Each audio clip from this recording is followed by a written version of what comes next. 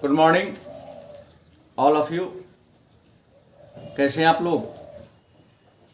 उम्मीद है बहुत अच्छे होंगे, स्वस्थ होंगे।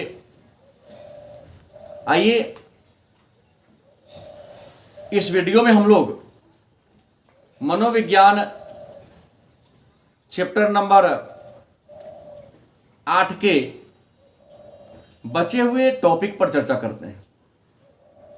मनोविज्ञान चैप्टर नंबर 8 के बहुत सारे तथ्यों के बारे में चर्चा हमने पिछले वीडियो में किया था। मनोव्याधिकी क्या है, एबनॉर्मल मतलब असामान्य व्यक्ति किसे कहते हैं, इन सारे बातों को हमने जाना था। तो आइए इस वीडियो में हम लोग असामान्य व्यक्ति के आधुनिक दृष्टिकोण के बारे में चर्चा करें। मतलब असामान्य व्यक्ति के बारे में आधुनिक दृष्टिकोण क्या कहती है, आधुनिक मनोवैज्ञानिक क्या कहते हैं, पश्च फ्रायडवादी या नव फ्रायडवादी का क्या विचार है, क्या सोचना है, असामान्य मनोविज्ञान के बारे में। तो सबसे पहले तो ये जानेंगे कि नव फ्रायडवादी या पश्च फ्रायडवादी के किसे कहते हैं। तो सिगमंड फ्रायड जो एक न्यूरोफिजिशियन थे, एक चिकित्सक थे,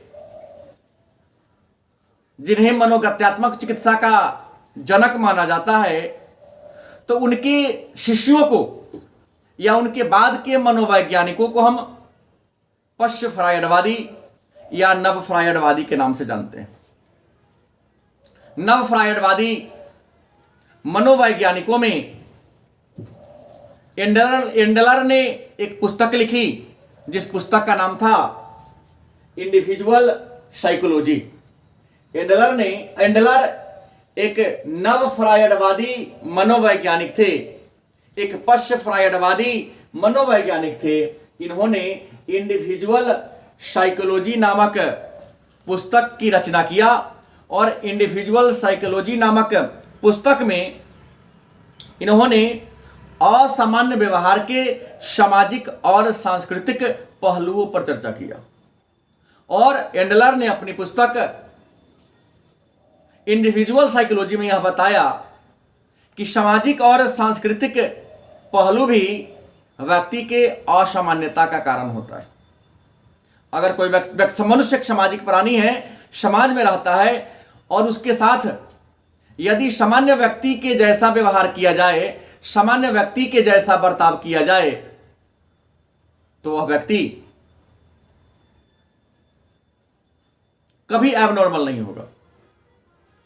सांस्कृतिक क्रियाकलापों में उसे पूरा सहयोगी और सहभागी बनाया जाए तो व्यक्ति में असामान्यता का भय कम रहता है। लेकिन एक इंसान समाज में रहता है, लेकिन उसके साथ सामाजिक और सांस्कृतिक क्रियाकलापों के साथ भेदभाव बढ़ता जाता है, भेदभाव किया जाता है, तो वह इंसान एबनॉर्मल हो जाता है।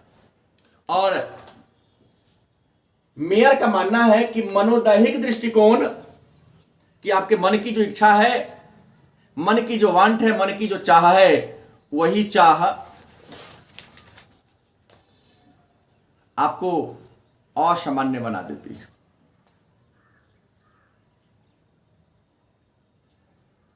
समग्रवादी जो सभी दृष्टिकोण को लेकर अपने साथ चलते हैं, उनका मानना है कि मानव को असामान्य होने में या सामान्य होने में, नॉर्मल या अबनॉर्मल इंसान में या इंसान के निर्माण में समाज का सबसे अहम योगदान होता है।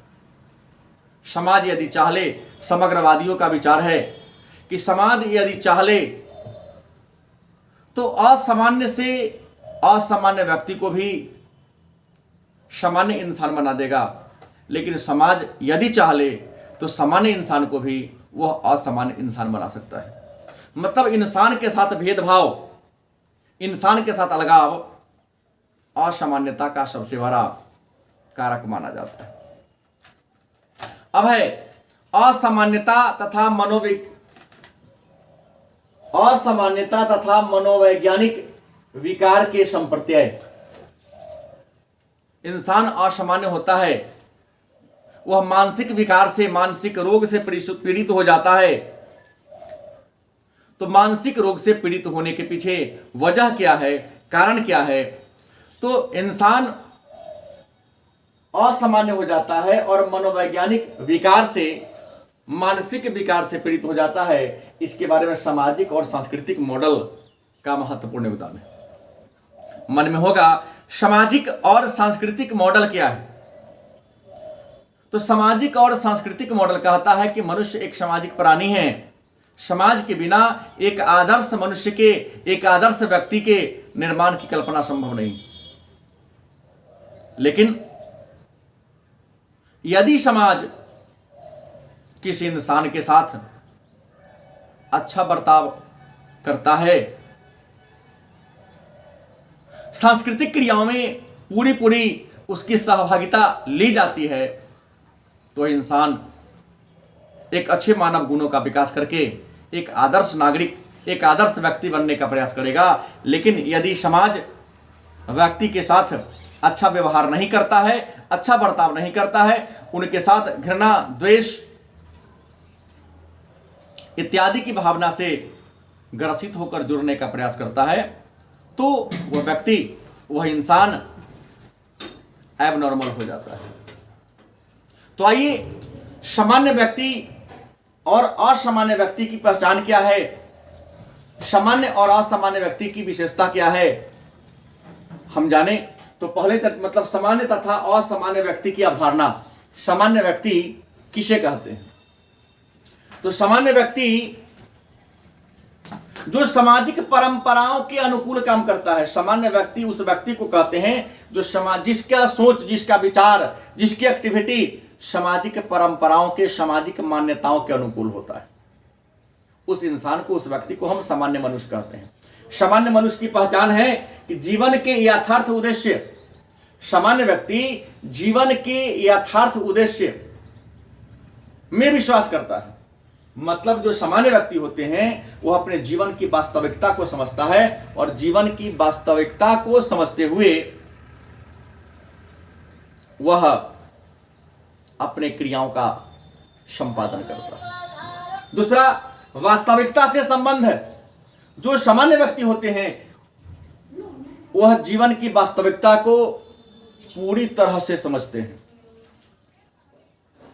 उसे क्या करना चाहिए, कब करना चाहिए, क्या नहीं करना चाहिए, मतलब कौन काम किस समय करना चाहिए और कब नहीं करना चाहिए, इस बात की पूरी जानकारी सामान्य व्यक्ति को होती है। सुरक्षा की उपयुक्त भावना। जो सामान्य व्यक्ति होते हैं, नॉर्मल व्यक्ति होते हैं, वह हमेशा अपने आप को सुरक्षित रखने का प्रयास करते हैं। चाहे वह ठंडी से सुरक्षा हो, किसी हिंसक जीव से सुरक्षा हो, मतलब हर स्थिति में अपने आप को बचाने का प्रयास करता है। किसी भी स्थिति में अपने जीवन को जोखिम में या खतरा में नहीं डाल पाता है। पूर्व अनुभव से लाभ उठाने की योग्यता। जो सामान्य व्यक्ति होते हैं वो अपने पूर्व अनुभव से पूरा लाभ उठाते हैं। जैसे अगर आप कहीं जा रहे हैं, किसी को साथ लेके गए तो आपका काम बन गया, और किसी दूसरे व्यक्ति को लेकर गए वहां पर तो आपका काम बिगड़ गया। तो हमेशा जो सामान्य व्यक्ति होता है वो चाहता है कि जिस व्यक्ति को लेकर गए थे तो आपका काम अच्छा हो गया था, बन गया था, तो बार बार प्रयास करेंगे कि उस व्यक्ति को ही लेकर जाए। या कई बार हमारे मन में पूर्व धारणा भी है, एक रूढ़ धारणा भी है कि अगर अमुक रंग का शर्ट पहन कर गए थे और अमुक व्यक्ति का चेहरा देख कर गए थे तो मेरा बिगड़ता हुआ काम बन गया था। तो पूर्व अनुभव से तो जो नॉर्मल व्यक्ति होते हैं उस बात को पुनः दोहराता है कि कोई रिस्क वाली काम है तो उसी प्रकार, उसी रंग की कपड़ा या उसी कपड़ा को पहन कर जाता है, भले वो पुराना ही क्यों ना हो गया हो। जिस प्रकार के भोजन करके गए थे उस प्रकार के भोजन करके जाने का प्रयास करते हैं, मतलब अपने पूर्व अनुभव से लाभ उठाते हैं। समुचित संवेग, जो सामान्य व्यक्ति होते हैं, जो नॉर्मल व्यक्ति होते हैं, उनके पास संवेग समुचित होता है। सुख में सुखी, दुख में दुखी, मतलब सिचुएशन के अनुसार अपनी मनोभावना में भी वह चेंज करने का, बदलाव करने का प्रयास करते हैं। व्यक्तित्व का संगठन स्थायी होना, जो नॉर्मल व्यक्ति होते हैं उसका व्यक्तित्व स्थायी होता है, हमेशा एक प्रकार की बात करेगा। आपके सामने जो वादा किया, हमेशा वादा पर खरा उतरने का प्रयास करेगा। यह नॉर्मल व्यक्ति की, सामान्य व्यक्ति की पहचान है या विशेषता है। दूसरा है असामान्य व्यक्ति की विशेषता क्या है? तो असामान्य व्यक्ति की पहली विशेषता है अप्रसन्नता से ग्रसित।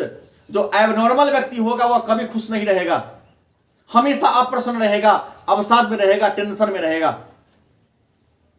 मनोरंजन के प्रति कम रुचि, जो एबनॉर्मल व्यक्ति होते हैं उन्हें मनोरंजन में कोई रुचि नहीं होती, वो मनोरंजन से काफी दूर भागने का, दूर हटने का प्रयास करते हैं। असामान्य व्यवहार, एबनॉर्मल व्यक्ति का व्यवहार भी असामान्य होता है। सामाजिक मान्यताओं, सामाजिक परंपराओं के अनुकूल उनका कोई भी एक्टिविटी, कोई भी क्रियाकलाप नहीं होता है। आत्मज्ञान का अभाव, जो एबनॉर्मल व्यक्ति होते हैं उसमें आत्मज्ञान भी नहीं होता है। मतलब क्या अच्छा होगा मेरे लिए या क्या मेरे लिए घातक होगा, इसके बारे में भी उनको जानकारी नहीं होती है। जीवन का कोई उद्देश्य नहीं है। जो एबनॉर्मल व्यक्ति होते हैं उनके जीवन का कोई लक्ष्य नहीं होता है, कोई उद्देश्य नहीं होता है। कब क्या करना चाहिए, क्या नहीं करना चाहिए, इस बात के बारे में उनकी कोई सोच नहीं होती है। मतलब जो जीवन का कोई उद्देश्य, कोई लक्ष्य नहीं होता है, असामान्य व्यक्ति का। पूर्व अनुभव से लाभ नहीं उठाते हैं। जैसे आग को छू दिया, हाथ जल गई, लेकिन जो एबनॉर्मल होगा दोबारा आग को फिर छुएगा। लेकिन जो नॉर्मल होगा, आग को छूने से हाथ जलती है, दोबारा आग को नहीं छुएगा। तो जो नॉर्मल व्यक्ति होते हैं वह पूर्व अनुभव से लाभ उठाते हैं, लेकिन जो एबनॉर्मल व्यक्ति होते हैं वह पूर्व अनुभव से लाभ नहीं उठाते हैं। उसके बाद वास्तविकता से कम संबंध है। जो एबनॉर्मल व्यक्ति होते हैं, जो असामान्य व्यक्ति होते हैं, वह वास्तविकता से, उनका वास्तविकता से कोई लेना देना नहीं होता है। हमेशा वास्तविकता से दूर भागने का वह प्रयास करते हैं। अपने आप पर और परिवार पर बोझ, जो एबनॉर्मल व्यक्ति है वह अपने आप पर भी बोझ है और अपने परिवार पर भी बोझ है, और किसी भी क्षेत्र में योग्य नहीं। जो एबनॉर्मल व्यक्ति होते हैं वह किसी भी क्षेत्र में, जीवन के किसी भी क्षेत्र में, न पढ़ने में, न काम करने में, मतलब जीवन के किसी भी क्षेत्र में एबनॉर्मल व्यक्ति योग्य नहीं होते। तो ये रहा मनोविज्ञान चैप्टर नंबर 8। हम लोग अगले वीडियो में पुनः नए टॉपिक के साथ मिलेंगे। धन्यवाद।